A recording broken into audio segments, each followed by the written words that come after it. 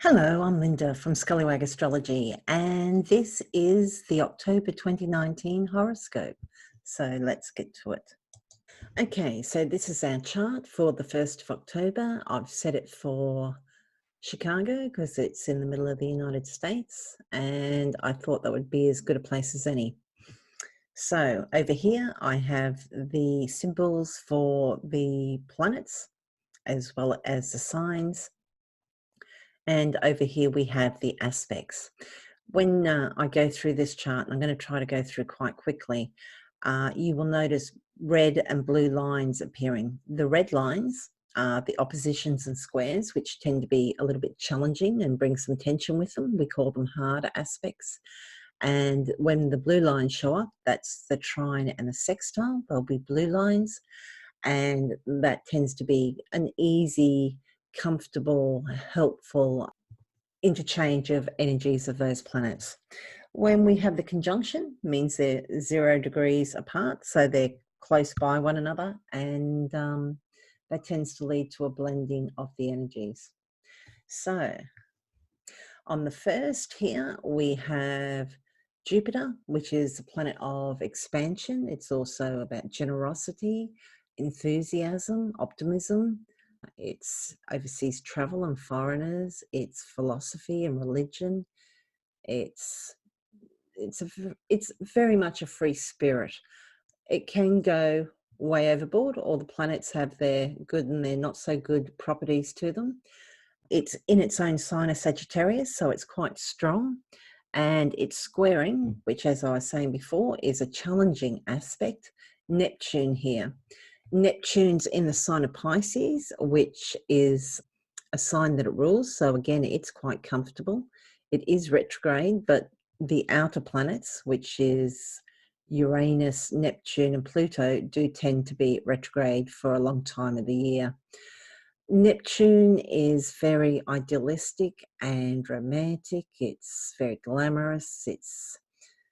It can be quite self-sacrificing, and there can be a tendency sometimes towards a bit of martyrdom there. And the thing to remember with Neptune is, what am I not seeing? Because there is a tendency, a little bit of smoke and mirrors with Neptune.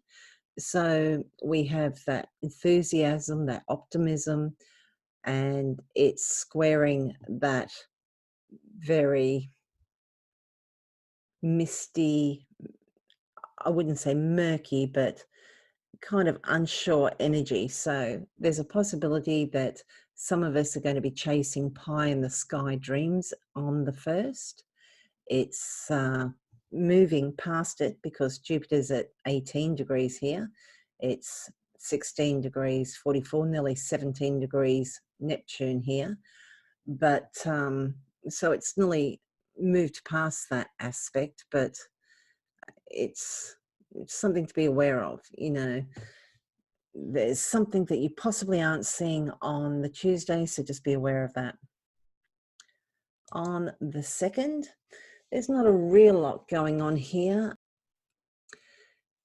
Obviously, all the planets are in the different signs, and that's applicable, and we'll get to some of that as I go along. But when it comes to actual aspects, the main one we have here is the continuation of the Jupiter and Neptune aspect. The moon moves very quickly around the chart and makes all sorts of aspects, but because it does move so quickly, I'm not going to go into a lot of detail about that for this monthly one. On the 3rd, again, we still have this here. We're more or less moved past it.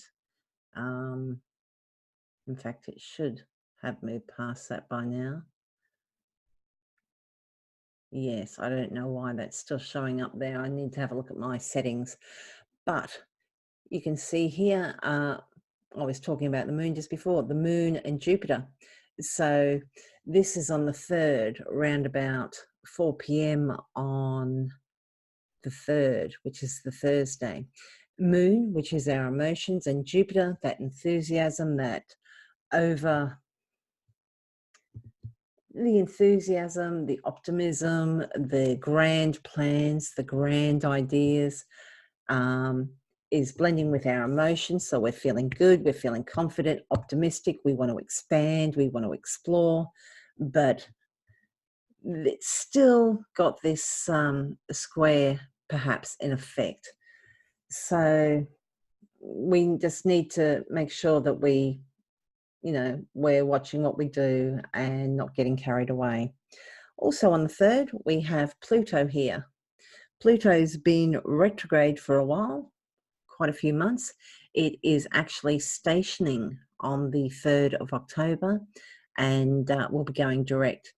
When a planet stations, it means that if a planet is about to turn retrograde or turn direct again, which is when it stops going or appearing to go backwards and starts direct motion again, it needs to slow down. So for example, if you were driving your car, so the planet is your car, and you wanted to reverse, you can't just suddenly reverse. You need to slow the car down, come to a stop, and then reverse.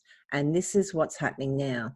The stationing period is it's slowing down, it comes to a stop, and it's just about to go change direction. And because it is uh, it's slowed down, it's come to a stop, or it appears to have come to a stop, it's quite a powerful time. And it's when it does slow down just before it turns retrograde, and later when it slows down to go direct again, those are powerful times. So if you have planets at 19 to 21 degrees of Capricorn, because that's where Pluto is here at 20 degrees, and I allow a degree either side. If you have planets at 19 to 21 Capricorn, or 19 to 21 Cancer, Libra, or Aries, you may find some sort of almost a revelation, I should imagine. Pluto is a very intense planet. It's very deep. It's needs us to be very honest with ourselves and others. It can have talk of like power plays in it. It's always makes me think of the phoenix rising from the ashes. But the problem with that is you got to die first. So it's pretty intense. So if you have natal planets at those degrees I was talking about, it Capricorn, Cancer, Libra, or Aries, you might have had a hard time of it lately. Also on the 3rd, we have Mercury here, which is the planet of communication, changing signs. It will be jumping into the sign, or what we call ingressing, into the sign of Scorpio. So Mercury is about communications and thinking. It's about movement. And with Mercury in the sign of Scorpio, we're very much wanting to get to the bottom of matters. We're not so much interested in small talk. We want to kind of get deep and meaningful. We want to uncover the mysteries and, really delve in deep. We might be attracted to more taboo subjects during this time. And also on the 3rd, we have Mars here. Mars is a planet of action. It's ambition, it's drive, it's physical energy, it's also aggression, it's sex drive, it's just pure energy. It just wants to move forward. And that's been great. It's been in the sign of Virgo. It's been quite productive. And now it's going to move into the sign of Libra here. Libra is ruled by Venus. So in effect, we have Mars entering the sign of Libra, and it's kind of coming under the dominion of Venus.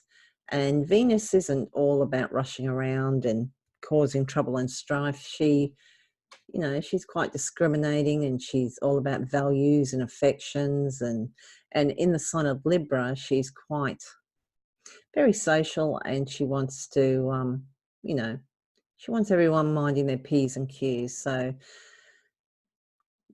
you might be feeling, if you wanting to take action at this time, you might feel hemmed in, not so much red tape, but, and I wouldn't even say political correctness, but a lot of people might be feeling just let me at it, but feeling like they have to, follow all these rules, and, it might be a little bit trying for some people. Then on the 4th, what have we got? Not a real lot happening on the 4th. 5th. Okay. On the 6th, we have the sun, which is over here in the sign of Libra. Happy birthday, Libras, because when we talk about somebody's star sign, we're actually talking about where the sun is at that time. The sun, which represents our essential selves or our ego, it's our like a hero image of ourselves. We have the sun squaring Saturn. Now, Saturn is about hard work and discipline. Saturn's the taskmaster. He's demanding that we do certain things, that we follow the rules, that we do things a certain way. He's got his rules and they will be obeyed. And if we don't, we're going to pay for it. And we're going to keep repeating that lesson until we learn. So we have our sun, which is our ego, coming up against that Saturn. It could be that we're a little bit hard on ourselves. It can be quite difficult. And I mean, the sun here in the sign of Libra isn't at its peak. Libra is all about the other, whereas the sun is very much about us. That's why, just the opposite here, we have Aries, which is opposite Libra. And when the sun is in the sign of Aries, it's exalted. It's very happy there, because Aries is all about me. It's all about, hey, I'm number one, and whereas Libra is very much about balance and the other. So it's not an awfully comfortable position for the sun. And it's coming up against that Saturn, which is in its own sign of Capricorn. So, yeah, Capricorn Saturn's not going to let you get away with too much, and it may actually be a little bit of a downer. So it's unfortunate. So that's on the 6th, the Sunday. Try not to be too hard on yourself. And on the 7th, we have a continuation of that, which is unfortunate. And then on the 8th, we have Venus up here. We were talking about Venus just before, about how she's about values and affections, relationships. She's also about values, though, and she's moved into the sign of Scorpio, very intense. So that'll be interesting. For some people, it might be just very interesting. Most of you are probably aware that Scorpio is associated with sex and Venus's relationships, though it's more than just relationships, but that's something quite interesting. Not a real lot more happening in the chart at that time. On the 9th, again, not a real lot. On the 10th, this is strange. I would have thought there'd be more happening. But no, apparently not. Oh, okay, that's the moon. The moon here, moon's our emotions. The moon moves quite quickly. It changes sign about every 2.5 days. So it takes about 28 days to go around the whole chart. So I'm not focusing on where the moon is per se at a lot of the time. Though we can see here on the 10th, we've got the moon coming up to Neptune. So we need to watch that on Thursday the 10th, that we're not kidding ourselves. We're not fooling ourselves, our emotions, because the moon is emotions, and that Neptune has us asking, what are we not seeing? Okay, so the 11th of October. So we have the sun here, which is our essential self. It's our hero image, and it is sextiling, which is helpful.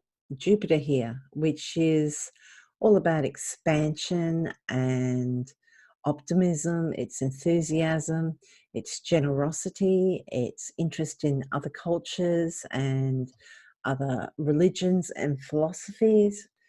And yeah, so this is a very positive vibe going on. It's nice. It's kind of, we're feeling good about ourselves. We're feeling good about relating with others too, because the sun is in the sign of Libra, and that Jupiter can be quite generous. So some of us, they're feeling good. So that's always nice. Also on the 11th, we have what we call the start of the retrograde period. This is Mercury here, this guy with the little kind of hat on. Mercury is about communications and thoughts and all that. When a planet goes retrograde, it appears to go backwards from our perspective on Earth.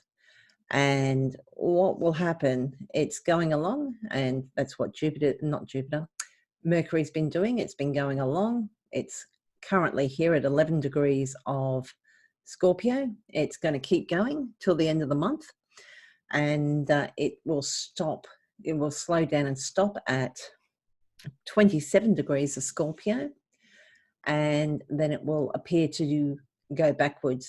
So it will come all the way back, and it's actually, this is the place where it's going to come back to at 11 degrees of Scorpio. And when it gets there, it will actually slow down and stop and then go direct again. And because this is the first time that it's going to pass this degree, but it's going to backtrack to this degree, this is when we say that the Mercury retrograde shadow actually starts. So even though Mercury will be retrograde from the 31st of October to the 20th of November, when we actually extend it to take into account when it actually first passed this point and later on where it actually gets up to where it was before it goes direct again. So it will backtrack to here, it will stop and go direct again. And at that stage, which will be the 20th of November, it will be direct motion again. But we don't count that retrograde shadow as being over until it gets to that 27 degrees, which is when it first turned retrograde. So it's just, you could experience some problems during that time. And that is all that's happening there. On the 12th, we have a continuation of that Sun sextile Jupiter. We're still feeling good. It's a really nice energy there. And we have Venus up here, which is values and relationships. And it's being opposed, which is a challenging aspect, by Uranus. And Uranus is the unusual, the unexpected. It's a little bit revolutionary sometimes. It's very unstable. It's not something you can necessarily depend on. So for some people, it might be kind of a little bit of a whirlwind romance at this time. It might not necessarily be a long-lasting one, though. We were talking about Saturn before and how he's a bit of a stick in the mud, but he does bring stability. Uranus here is exciting and very up-tempo and quite thrilling, but he's not very stable. So there could be some shocks in store, not necessarily bad shocks, but they may be very unsettling. Some people like that. And we're talking about, there could be a whirlwind kind of romance, but it might be a flash in the pan and over quickly, but it can also just be unstable too, in that maybe there's some reason that you can't have what would be classified as a a normal relationship. You might have, say, quite a distance between you, or you might have, you know, it might be quite tempestuous. It might be a lot of fights and breaking up and getting back together. It could be any matter of things, but for whatever reason, it's not likely to be smooth sailing. Some people thrive on that energy, so it's not necessarily a bad thing, but it's something to be aware of. And which is quite interesting, because the next day we have the full moon. I actually haven't done it here, but a full moon is an opposition between the moon and the sun. I haven't got the red line here to indicate the opposition between the sun and the moon, because I haven't put in any aspects from the moon, because it would be too distracting otherwise. But when the sun and the moon are together, when they're at the same place, we call that a new moon. And that tends to be about new beginnings, sowing seeds, and, you know, setting intentions. The full moon, which is when it's come around to the opposition, is about completion, or about a culmination, reaching a high point. It's the harvest time. It's when everything has reached its peak. So this will be on the 13th. It's at 20 degrees of Aries, which is just here. And that means that the sun is at 20 degrees of Libra. So Aries, ascendants, if you know that your ascendant is at the sign of Aries, or if you're an Aries who is born close to dawn, you may find that you are feeling quite emotional at this time, and that it's something that's kind of obvious to others, and that need not necessarily be a bad thing. It might be, you know, an expression of good emotion. And so that is what's happening. What I will do, I did last full moon, I did a little video going into what that meant for all the different signs, and I'll do another one closer to the date. I won't go into it now. Again, we have that Sun and Jupiter sextile, really nice aspect, something we need to hold on to. And we have Mercury here at 13 degrees of Scorpio, and it's sextiling this Saturn here. So this, we were talking before, Mercury in the sign of Scorpio, it's digging deep, it's uncovering secrets, it's you know, it's taking an interest. It's not an idle interest, it's certainly a very concentrated interest, and it's sextiling Saturn here, so it's doing good work, it's being productive. Then on the 14th, again, a continuation of those two aspects, Sun and Jupiter, feeling good about ourselves, and Mercury and Saturn, we're doing good work, we're thinking productively, we're working well. So that's all very well. Down here, we have the moon coming up to almost conjunct, which is that blending of energies. Uranus here, and Uranus is that unusual, revolutionary, avant-garde energy. So we could be feeling quite rebellious, or just a little bit daring. So, you know, we're certainly feeling pretty good about ourselves. Some people might be actually, yeah, just stepping a little bit outside their comfort zone, and that might not be a bad thing, because you've got this thinking here, Mercury, sextiling Saturn. You're unlikely to go completely overboard, or, you know, there's serious thinking there, there's considering the consequences, but you're feeling good, and yeah, maybe just stepping out of your comfort zone a little bit. On the 15th, we have Mercury is actually moved on from that sextile to Saturn, and it's actually trining, which is another helpful aspect, Neptune here. I was saying about Neptune, it can be a little bit deceptive. What are we not seeing? But because this is a trine, it's quite a helpful aspect. So it's quite likely to manifest in quite a good way. This might be quite creative. It's a very creative aspect because you've got Mercury, which is communications, but it's also thoughts and learning, and it's trining Neptune, which is idealism, it's romanticism, it's glamour, it's associated with things like photography and arts and the silver screen. So yes, that's quite nice. The sun actually here is just about to pass that Jupiter, and actually I must have my settings set wrong. I don't know about you.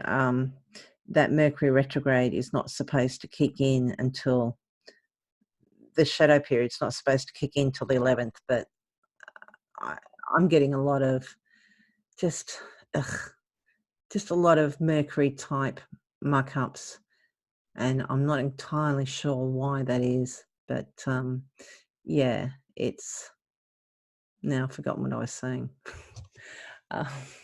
Oh yes, that I usually allow a 1 degree aspect between this. So this is the 15th. It's actually moving past that 1 degree, but I mean, some people allow a couple of degrees. So there's still that energy there. It's kind of on the wane though. It's not as strong. It's the sun's moving away from that Jupiter energy. You're still feeling good about yourself, but you're not as hyped as you were. On the 16th, we have not much going on at all, apparently. Let's have a look and see if we've got any. There's no real conjunctions either. That's the 16th. On the 17th, same thing again. The 18th. Okay. Not a problem. You can see here on the 18th, we've got the moon here at 22 degrees Gemini. It will have just moved past Jupiter. So this could be a day when we could be a little bit excitable. It's very easy to get caught up in our emotions because it's an opposition. It can be challenging or cause some tension. The moon is our emotions, and Jupiter here is about enthusiasm, generosity, all those things, but it can also go overboard. So we may kind of get our hopes dashed a little, and maybe we may act out, you know, be a little bit petulant and upset. On the 19th, which is Saturday, we have Venus by user and relationships sextiling Saturn here, which is nice. It's Saturn can be a bit of a bugbear sometimes, but it does bring stability and form to relationships. When you're looking at two charts of two people, you want to see Saturn in there, not so much for, you know, the hard work, but for that stick to itness or that stability. And we also have Mercury here is sextiling Pluto. So Mercury, communications, ideas, sextiling. Yes, that's my cat. Sextiling Pluto here, which is intensity. So we're probably talking quite intensely, quite deeply, maybe opening up to others. And that probably leads to a deeper degree of commitment, or it could be moving on to another level of relationship. The sextile is quite a nice aspect. It's a soft aspect, so it's unlikely to be too challenging. It's quite likely to be quite nice. On the 20th, we have a continuation of the Venus and Saturn. You can see here, this is at 15 degrees of Scorpio, 1507. Saturn over here is at 1446. So it's moving past. Venus is the faster planet. She's made that contact. She's keeping moving, but you know, it's still lingering there a little bit. So that's nice. Mercury here at 2137 has actually, oh, I don't know why that's doing that, but it actually is still within that 1 degree. That should actually be showing there too. So that intensity of thought, that depth of conversation and ideas and planning has still got some effect there as well. And at the same time, opposite Pluto here, we have the moon, emotions caught in with that depth and honesty and power plays. And so, yeah, it's quite nice. The opposition, you know, we might be feeling a little bit uncomfortable, but the moon's in the sign of Cancer here, so it's very comfortable there. So it shouldn't be too bad. On the 21st, we have Venus here, trining Neptune. So Venus has moved on from the sextile to Saturn. It's had that stability. It's feeling quite secure. And now it's trining this romantic, idealistic Neptune. So yeah, that's quite positive. That's quite lovely, you know. We're on cloud 9. And that looks to be about all there. On the 22nd, not a real lot going on. Just checking to see.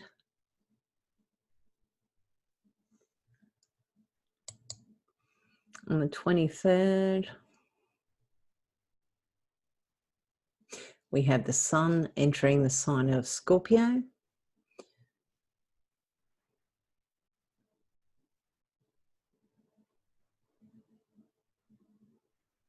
And that's about all that's happening there. So that's a shift. Depending on where Scorpio is in your chart, it's kind of like a different shift of focus. When you can see where the sun is at the time in your chart, you can see what area of your life is having more or less a light shone on it.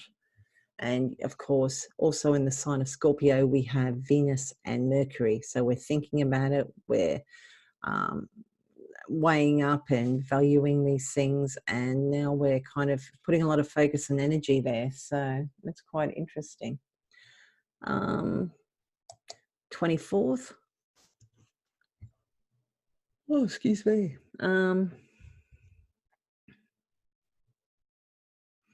Yeah, not a real lot going on there. You can see here we're going to have the moon, which is our emotions, opposite Neptune here.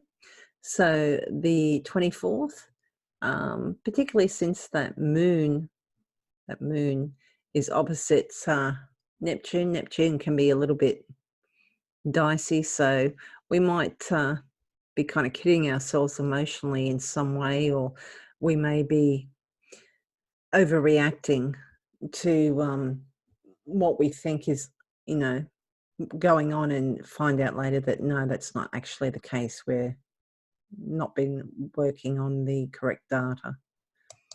On the 25th, again, not a real lot.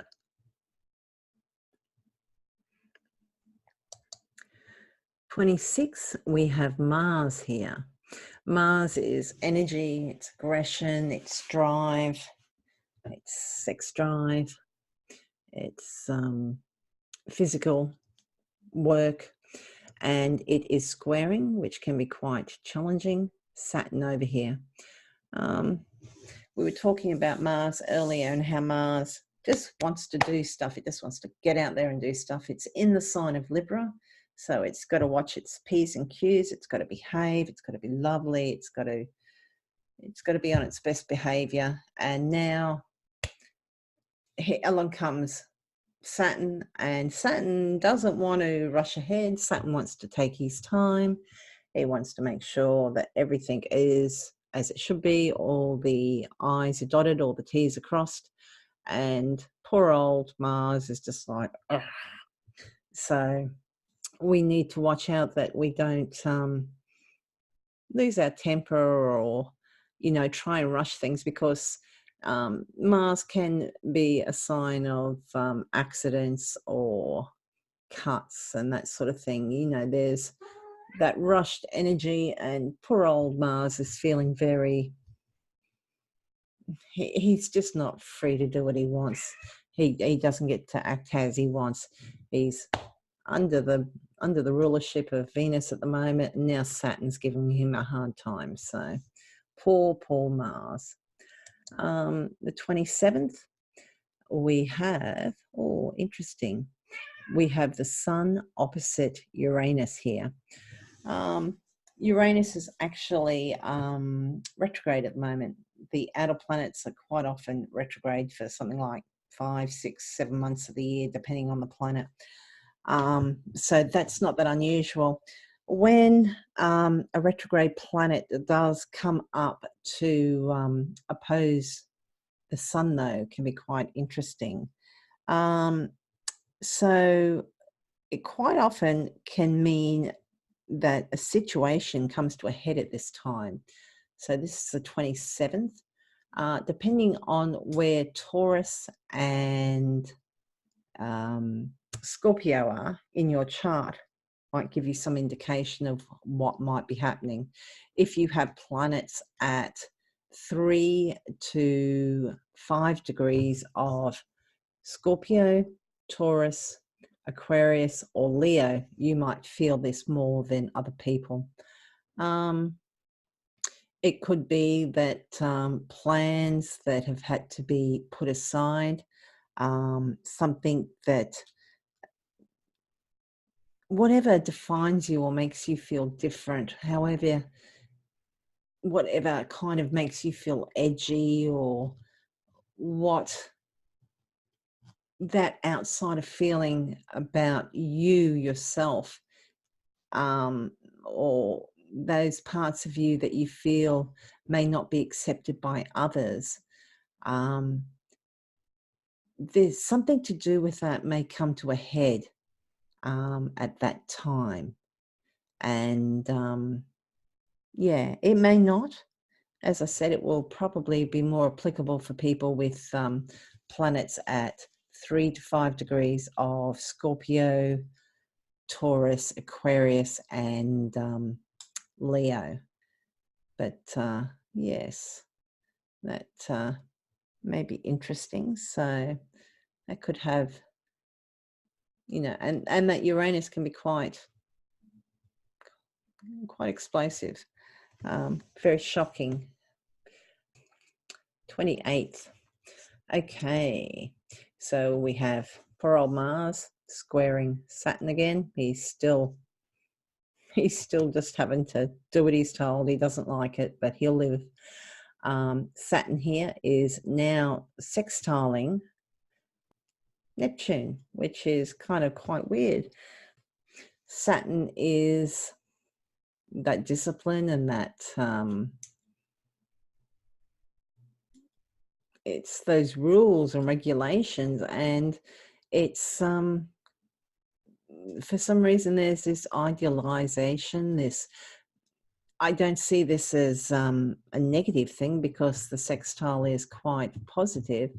It's not so much what are we not seeing, it's not being a martyr, or they're not trying to rescue somebody who may not need or want to be rescued. This is some idealism. There's some higher purpose or calling here, perhaps some purpose. So, you know, if poor old Mars can get past Saturn, he might actually stand a chance, particularly once this Mars gets into Scorpio, which is a sign that it used to rule. It'll be a different kettle of fish. And then on the 29th, we have that Saturn Neptune continuing, that mission, or that idealism or feeling of, you know, doing something constructive but also inspiring there, maybe even spiritual. Maybe you're making some sacrifice of some sort for the better good, you know, and that may actually entail some physical or some sort of hard work in some way. Then we have the 30th. Same thing again, we've still got that Saturn and Neptune going on. Look up here, we have Venus in the sign of Scorpio and Mercury. They're both at 27 degrees. That's what we call a conjunction. Actually, it's a very, very tight conjunction. And you can see here this Mercury, this S here means it's stationed. So I'll just go back a day. You can see here, there's no S. That means it's direct. When there's an R here, it means the planet is retrograde. But these ones are all direct. You can see that this has actually got the S there, which means it's stationing. It's actually slowing down. So that Mercury, when it's slowing down, Mercury's like the quickest planet. The moon moves very quick. It's obviously not a planet, though we quite often call it a planet just to make it easier. It's actually one of the lights along with the sun. But Mercury is the closest to the sun and it moves the quickest. And so it's slowing down quite noticeable. And this Venus is coming up very close to it. So that's going to be interesting. 27 degrees of Scorpio, that's the degree it's going to actually turn retrograde. It's going to turn retrograde the following day, Halloween, which will be interesting. So we've got that values, relationships, and discrimination combining with thoughts and learning and communication.